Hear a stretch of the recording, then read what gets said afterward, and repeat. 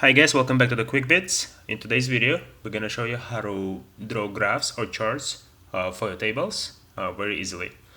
So for example, let's say we have a table that represents the day of the weeks and their prices, right?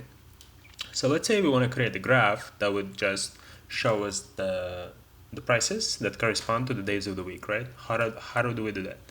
So the way to do that is to go to the Insert tab, right?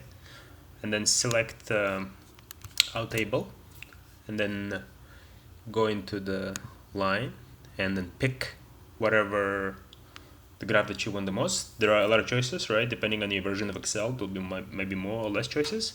But let's here pick the first one, the line. Okay, so Excel automatically figured out what we're trying to do because we select our table, right? So then you see right away drew this graph where it showed on the x-axis, it showed us the days of the week, and then the y-axis the prices, right?